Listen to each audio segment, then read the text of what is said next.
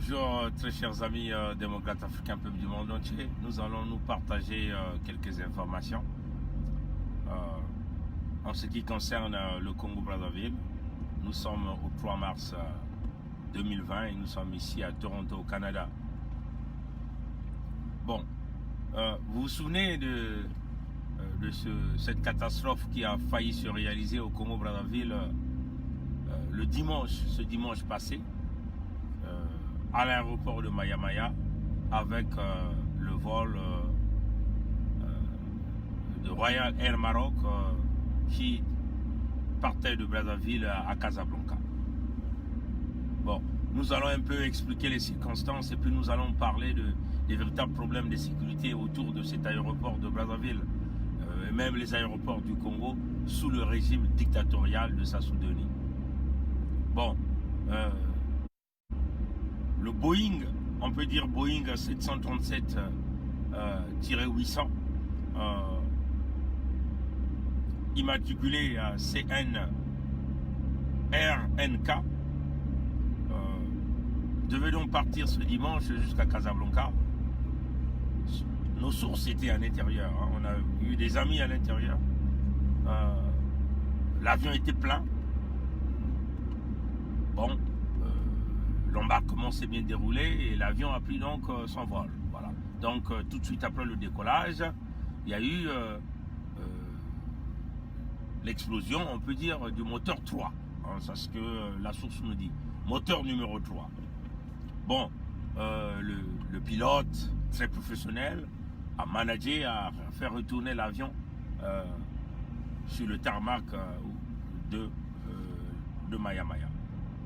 Bon, ce Boeing, il faut dire que, selon nos sources, le Boeing 737-8 immatriculé CN-RNK est un Boeing de plus de 20 ans. Hein. Ça fait plus de 20 ans que ce Boeing est déjà en fonction. Mais le Boeing ne représentait aucun problème technique. Hein. C'est ce que la source nous dit. C'est vrai que c'est un vieux appareil, mais le Boeing ne présentait aucun problème technique. Des pilotes professionnels ont managé de faire repartir l'avion sur le tarmac de Maya-Maya après que le moteur numéro 3 puisse prendre feu. Il y a une source qui était à l'intérieur. Des amis du baie vitré étaient là à l'intérieur. Il faut dire des amis canadiens. Bon, ce que vous devez savoir, c'est que à peu près une heure après, Royal Air Maroc a managé d'embarquer les passagers, les 170 passagers, dans un autre avion qui était quasiment neuf.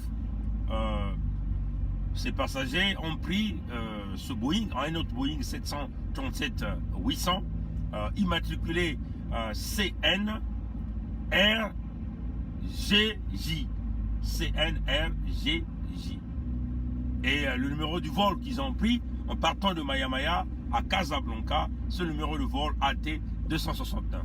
Donc on a vu que le premier appareil a eu un problème parce que le moteur 3 avait pris feu pendant le décollage et les pilotes professionnels ont pu manager de faire atterrir l'appareil et Royal Air Maroc a travaillé dans ses compétences d'affréter un autre Boeing. Et à peu près 1h ou 1h30 après, dans cette même nuit de dimanche, on a donc fait embarquer les passagers dans un nouveau appareil Boeing 737-800 immatriculé CN-RGJ et le numéro de vol c'était le AT269. Bon, et il faut le dire que du point de vue technique, on ne peut pas accuser Royal Air Maroc. Quand même que le premier appareil était un appareil de plus de 20 ans. C'est qu'il y a eu un oiseau qui est rentré dans le moteur numéro 3 de l'avion. C'est ce que la source nous confirme parce que la source était là. Il faut dire que cette source qui nous donne des informations, c'est des gens élevés dans le système baie vitré. C'est des gens élevés. Ce sont nos frères, enfin des Canadiens qui sont partis faire du travail là-bas dans le cadre du système baie vitré. Ce sont des informations qu'on vous donne. Voilà, donc on peut leur dire que oui, le système baie vitré est toujours là, continue à travailler. Et oui, c'est ça la vérité. Il faut leur dire comme ça. Et ça se sait. On ne peut pas les empêcher d'aller au Congo. Et oui, nous sommes partout. Nous sommes le peuple congolais. Et on ne peut pas nous manipuler. Il y a eu bien et bien un oiseau qui est rentré dans le moteur d'avion. Bon, vous savez, hein, chers amis, nous sommes dans la zone tropicale. On ne peut pas empêcher l'émigration d'oiseaux. Hein, c'est clair, les oiseaux, il va toujours y avoir. Mais il faut trouver des techniques pour dissuader les oiseaux. Du point de vue sécurité aéroportuaire. Hein, chers amis. Nous avons contacté le groupe qui s'en occupe de la sécurité aéroportuaire au Congo. De Sassou. On appelle Aéroco. Donc, une compagnie française. L'information que nous avons reçue, c'est que le Congo est au minimum du minimum, hein, chers amis. Le minimum du minimum en ce qui concerne la sécurité aéroportuaire. Le Congo est au minimum du minimum en ce qui concerne la sécurité aéroportuaire. Quand on parle de la sécurité aéroportuaire ici, je ne vois pas déjà même la sécurité des passagers. Hein. Je privilégie ici la sécurité des appareils, hein, des individus qui sont dans les avions. Parce que c'est ça la plus importante. Déjà, la sécurité des passagers, du personnel, ce ne sont pas bien assurés, c'est clair, parce que, vous avez donné cette compagnie aux étrangers de gérer. Donc, il y a une vulnérabilité pour le peuple congolais. Si ces étrangers veulent nous boycotter, ils vont nous boycotter.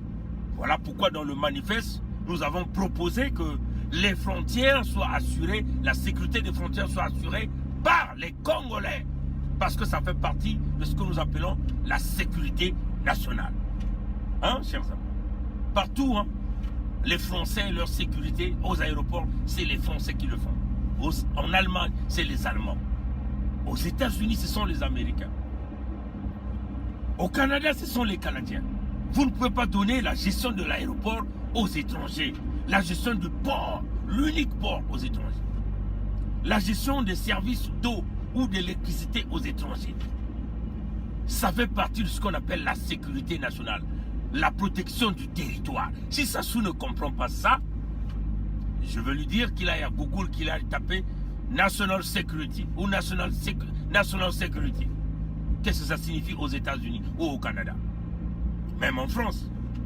Oui, chers amis. Donc, la sécurité des personnels n'est pas déjà bien assurée. Des Congolais, ce n'est pas assuré.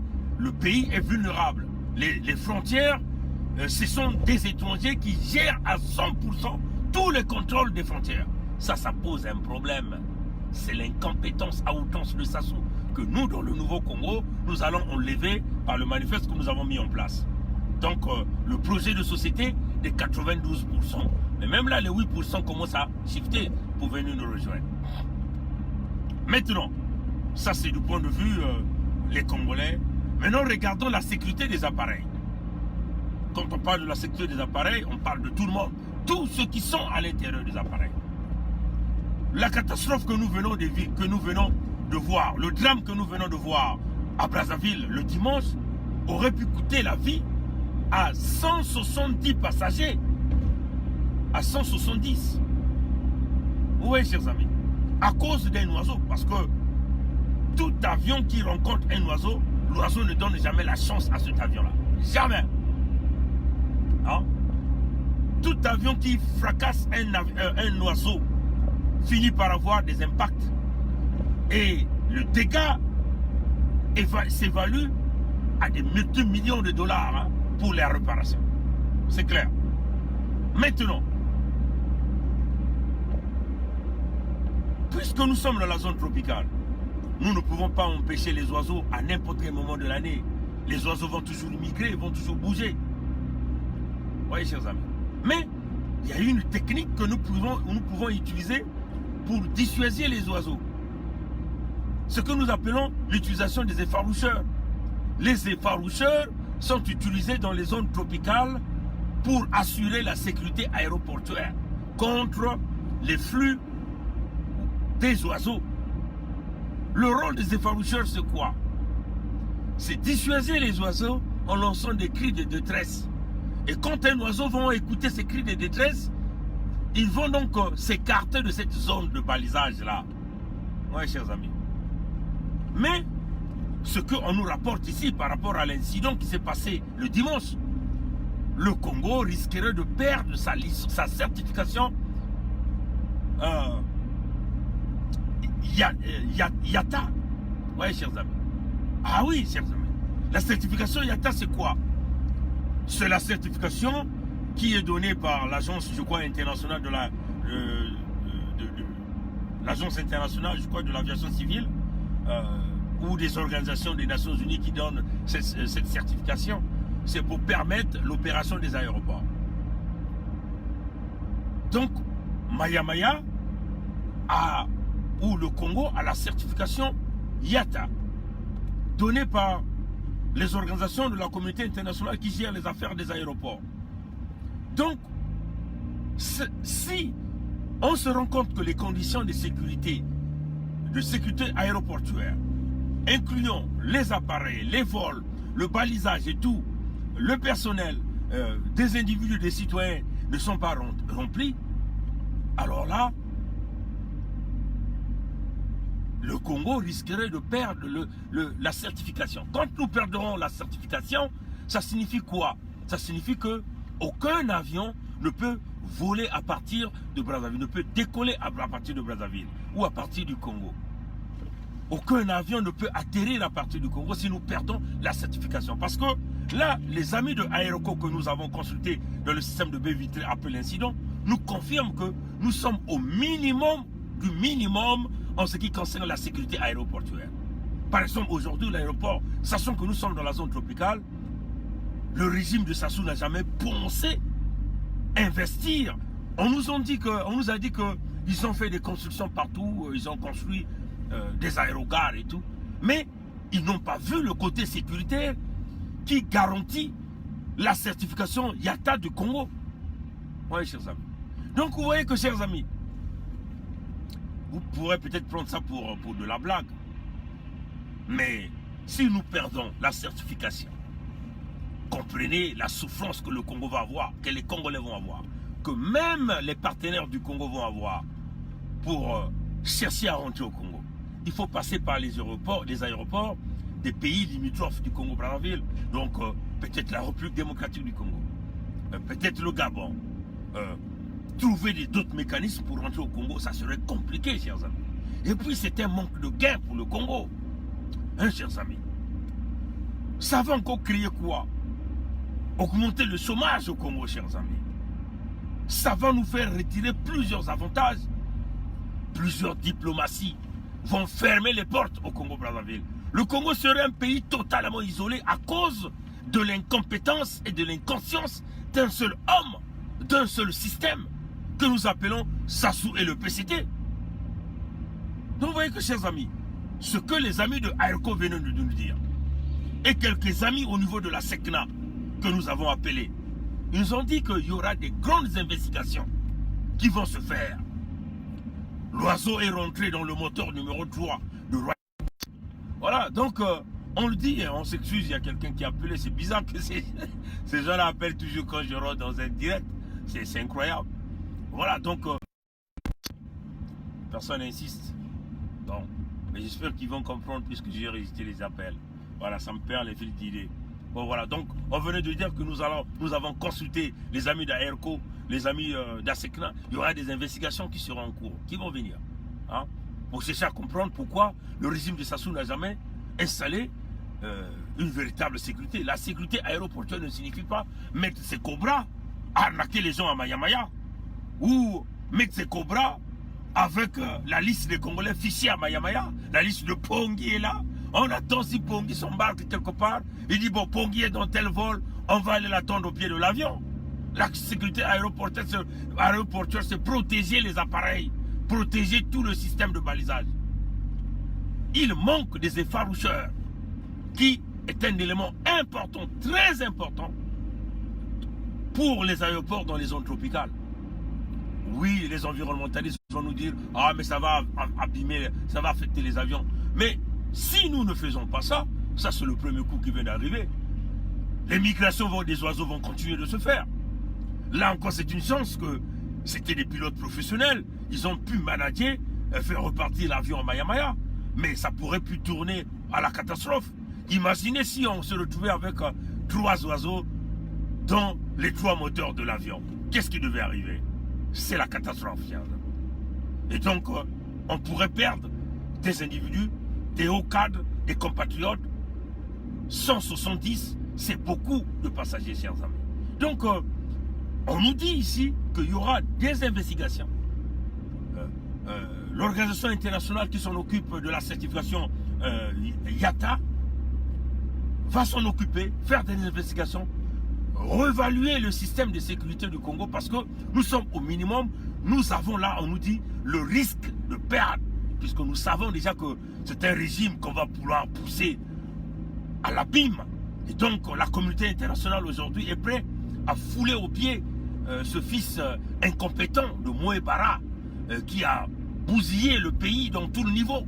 Et là, il veut encore nous faire perdre la certification. Ça veut seulement dire que tous les Congolais qui travaillent dans le compte de la SECNA au Congo ou dans le compte de l'aviation, de l'Agence nationale de l'aviation civile risqueront de rentrer dans le chômage, chers amis. Donc, ce type, hein, chers amis, vraiment, chers amis, il y a des fois où ça nous fait rire, mais au fond de mon cœur, j'ai vraiment un souci énorme, chers amis.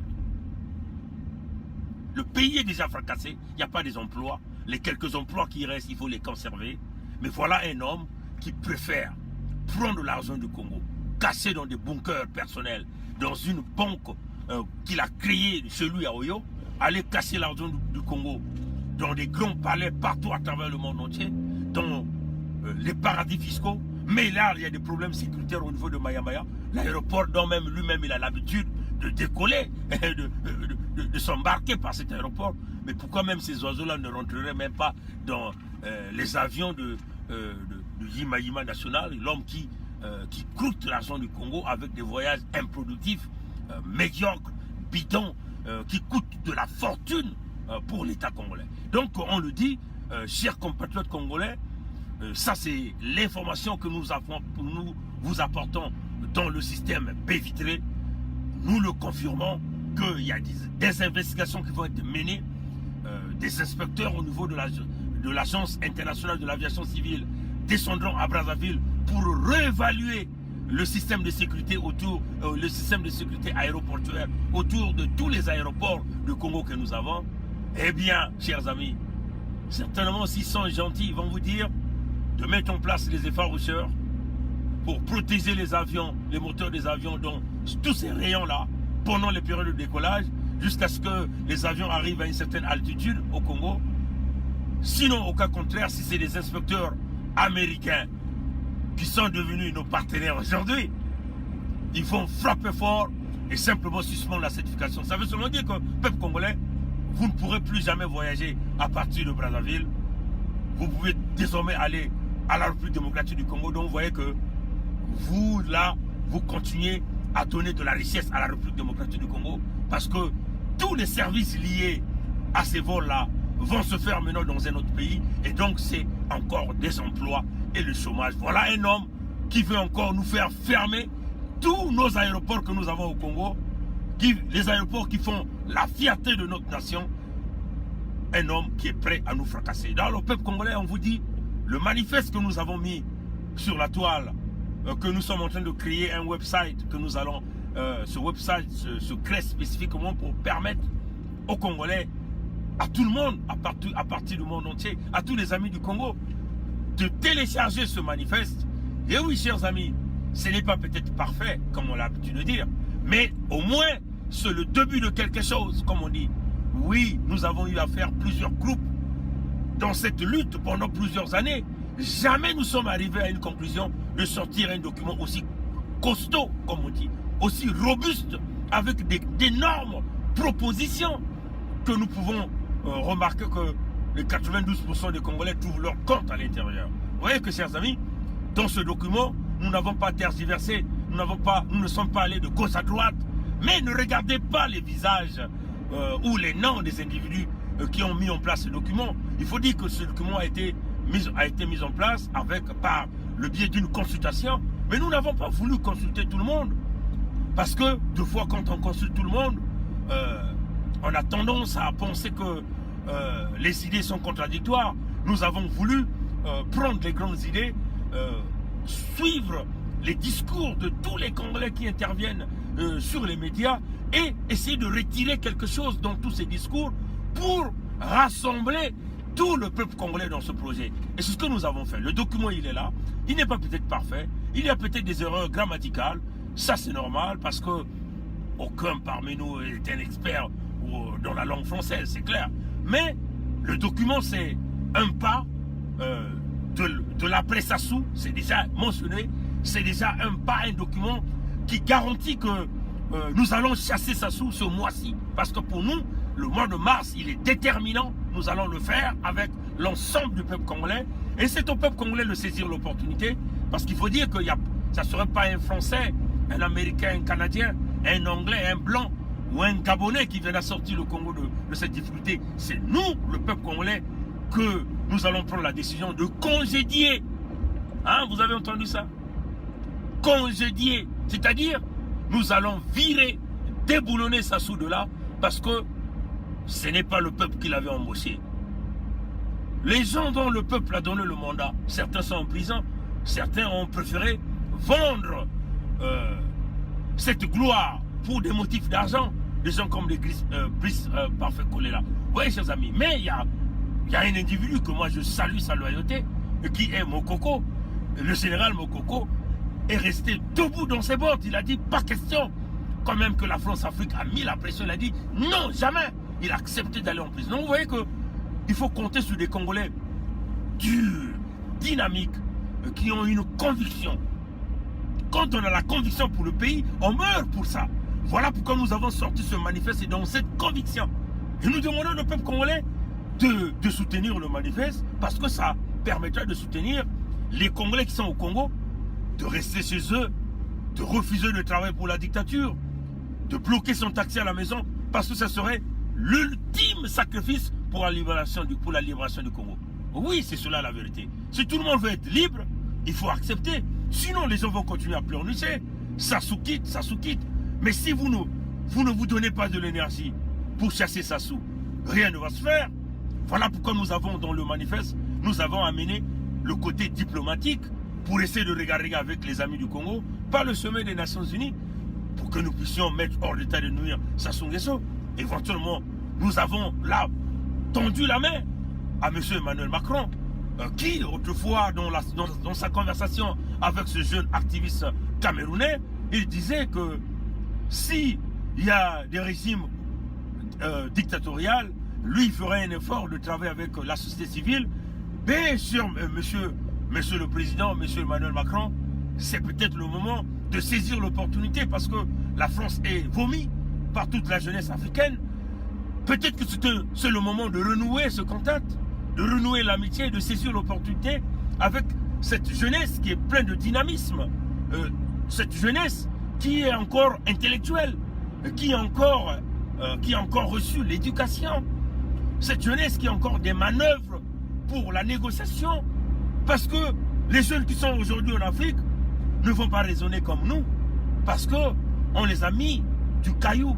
On a brisé l'éducation, le système éducatif, le système de santé. Ces jeunes-là ne vont pas raisonner. Il n'y a pas le raisonnement dans ces jeunes-là. Ils seront plus mécaniques, plus radicaux.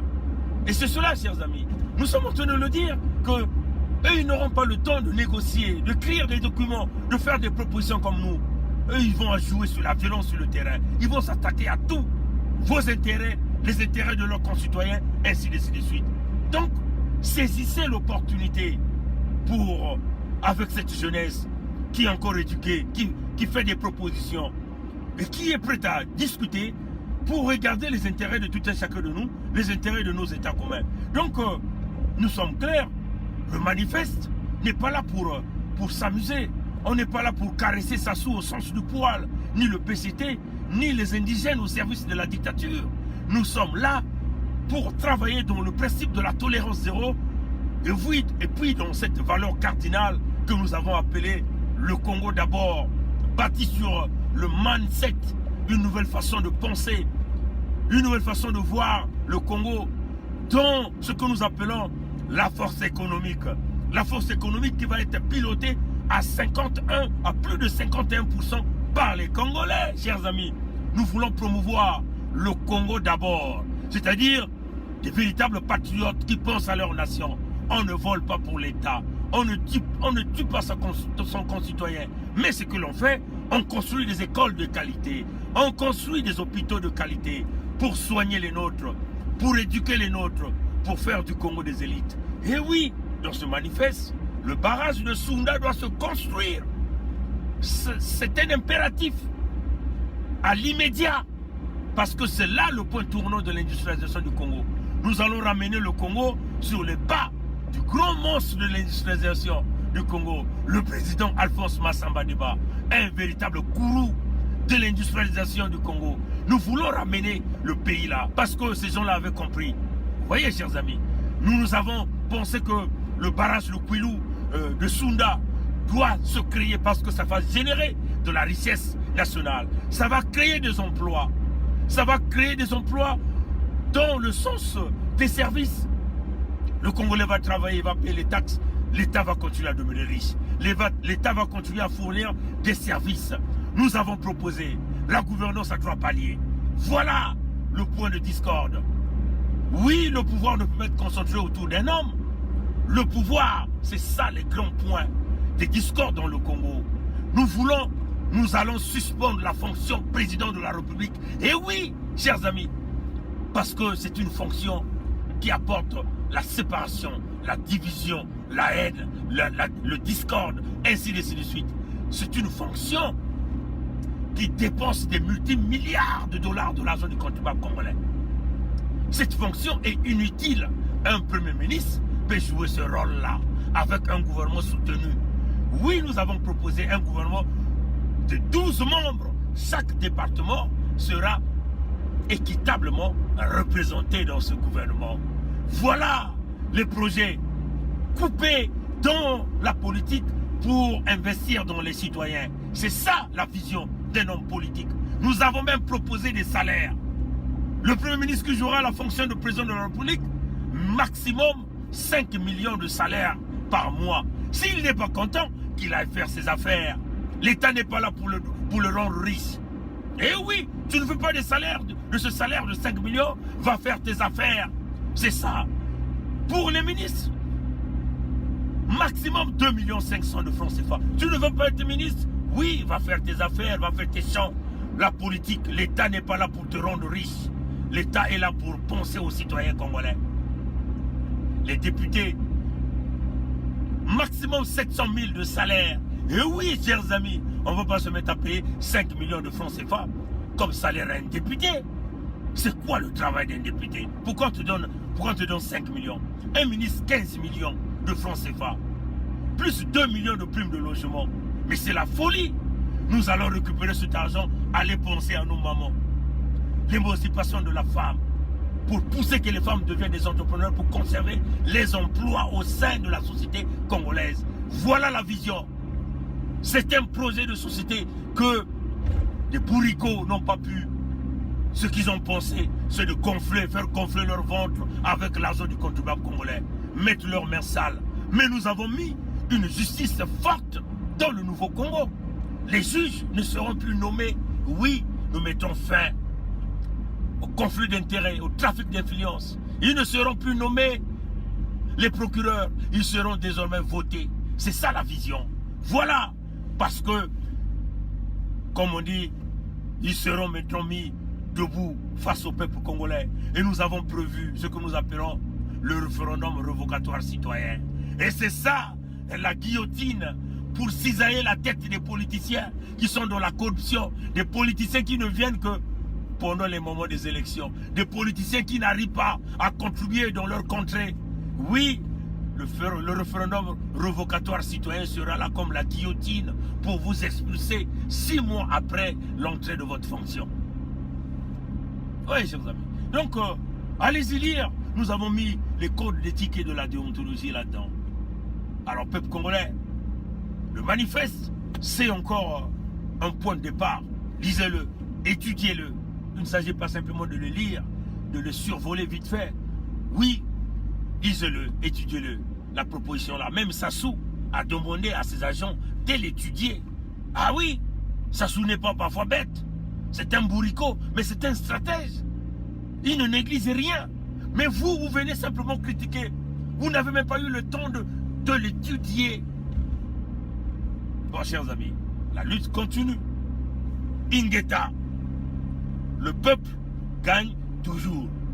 Alors, peuple congolais, nous risquerons de perdre la certification Yalta à cause de Sassou, parce que nous sommes au minimum du minimum sur la sécurité aéroportuaire au Congo.